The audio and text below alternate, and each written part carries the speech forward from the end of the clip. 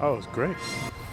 It was earlier this year, About 4 months, I'll say. Mike Jones took the step to leave the streets Life changing, tell you the truth.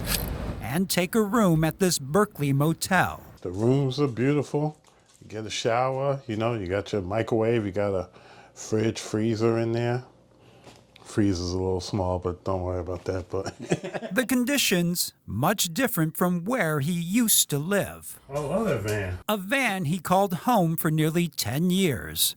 As part of an RV encampment on 2nd between Cedar and Page, where dozens of people had taken over the streets. I think there was only one word to describe it, which was dangerous. Peter Radu with the City of Berkeley's Neighborhood Services says it had become a health and safety hazard. Scattered needles, raw sewage, active rodent burrows, you name it. Between August of 2023 and July of 2024, police were called out 369 times, 1/3 for high-priority calls. The fire department called 81 times, 38 for fires, 43 for medical emergencies. For Mike Jones, Then it started getting worse. he knew it was time to leave. Well, the program chose me. I won't even say I chose the program. I say the program chose me. They came around, they had a plan, and I needed change.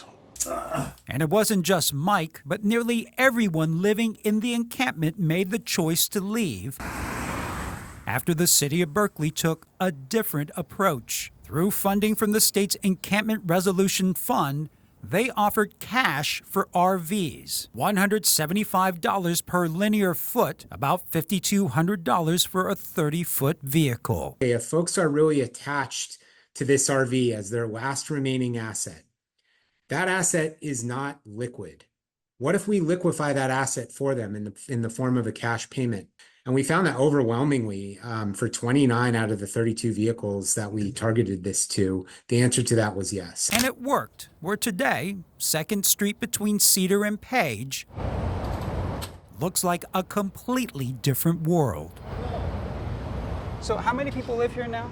36 people. And that was a big encampment. Oh, for sure. Big encampment. Rashawn Atkins works with Dorothy Day House that runs the motel, where people from the 2nd Street encampment now live as a community. The goal to move them from the motel and into permanent housing. We've had 4 to 5 different people that have moved into permanent housing, and we've had some people reunite with family, which is really important because a lot of times when you're out in an encampment, you're disconnected from your children or your sisters and brothers, and so they've had the opportunity to reconnect with family.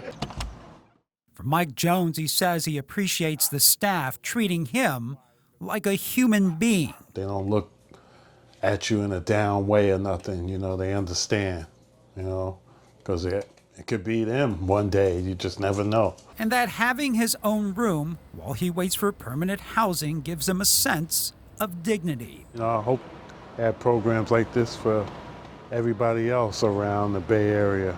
Dignity he hopes others who have fallen into the same situation can experience as they too try to turn their lives around.